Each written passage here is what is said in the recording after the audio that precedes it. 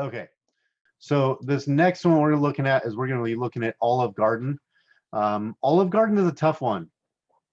And honestly, like I think that Olive Garden has gotten given pasta a bad name, unfortunately, because you can make really healthy lasagna. You can make some really healthy pasta dishes. It's just as the amount of creams and olive oil and all that stuff that they make and they put in their foods has really given a bad name to pasta. So if we're looking over like the chicken Alfredo, you can just kind of take a look real quick if it gives us it.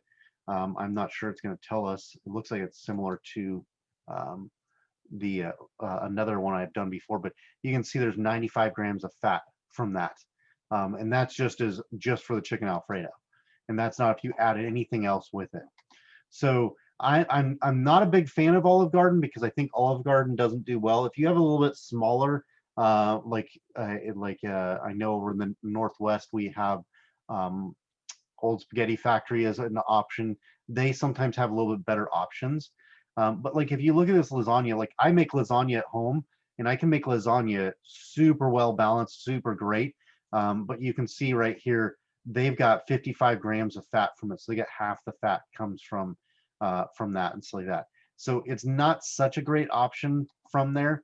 Um, but so if we go through and we take a look and see, um, there is like this one maybe, but it's all that cheese that they put on it. So and also it looks like they've got a salad off to the side. But let's look at this. So it's 68 grams of fat. And one of the things is that this cheese that they put on top of it is usually like a mozzarella or an Alfredo or something like that that they put on. Yeah, right there. 5 cheese filled with 4 cheese and topped with marinara, Alfredo, and toasted bread crumbs. So my suggestion would be is this might be a good option because the marinara has like little to no calories in it. There's not a lot of calories in marinara. Some people will make it with olive oil, but they usually don't make a lot. Like they don't put a lot of olive oil in it, but it's typically just tomato based and salt, and so it's just a bunch of sodium in it. So, but the toppings, what we're looking at for the toppings on this is that's the killer. And so the 4 cheeses is they use ricotta based, and ricotta can be a pretty decent option. I actually prefer to I actually suggest if you're getting pasta at the grocery store, if you're going to go out, is get like a ravioli or a tortellini that's cheese filled, because they tend to be pretty good balance of protein, carbs, and fats. So they're not too much in fats. It's what's on top of them. And so that Alfredo sauce is really where that's at. So that's what I would do is that giant shells and cheese, I would get it without the Alfredo. Now, I've eaten at Olive Garden. My daughter loves eating at Olive Garden. I think she just thinks of it as being a super fancy restaurant, and loves to go with her dad to go out on dates and stuff like that. So this is what I order almost every single time. The one situation is this ravioli is that they put on top, they put just a massive amounts of cheese. And so they just put a huge amount of mozzarella cheese on top. My suggestion is ask them not to have the mozzarella on top. And then when they come out, you know how like, well, if you've ever eaten like at a place like this, they'll come over and they'll ask, do you want some shaved cheese on top, like some Parmesan or something like that. I'd rather put that on than put that mozzarella because that mozzarella is just so much in there. So that's what I would do. So let's see.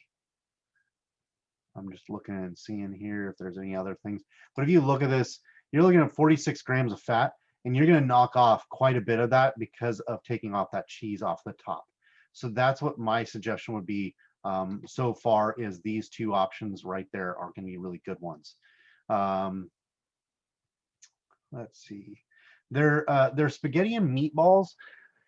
If I remember correctly, let me see if I can find it here. I don't know if I can find it here, but the spaghetti and meatballs can be a decent option. Let's take a look and see if it will tell us. I don't know if it will. Nutrition. Okay. Let's take a look here. So you can see the 2 meatballs. I guess this one's not so great. There's the place that we have here in the Northwest, the Old Spaghetti Factory. they make a better meatball. It's a little bit less in fats and stuff like that. And so that could be a good option. But you could do something like if you did like pasta, so you could pick your pasta out. So we come over, we look at your pasta, whatever you choose, really does make a difference.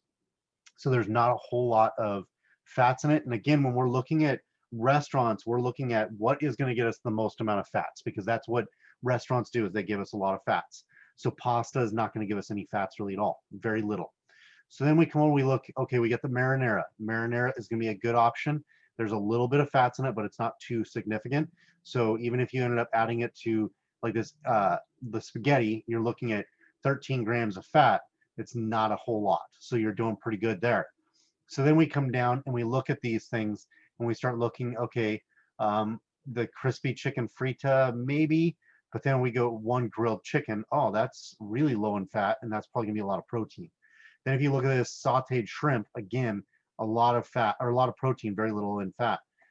So that would be my suggestion, is do the grilled chicken or the shrimp on there. Those two would be good options. And then you've got yourself made your homemade little dish right there that's gonna be a lot better with that marinara sauce. And again, if they ask you, do you want cheese on top? If they come by and they're gonna like sprinkle some on top, that totally works fine. But I wouldn't go with a whole lot after that.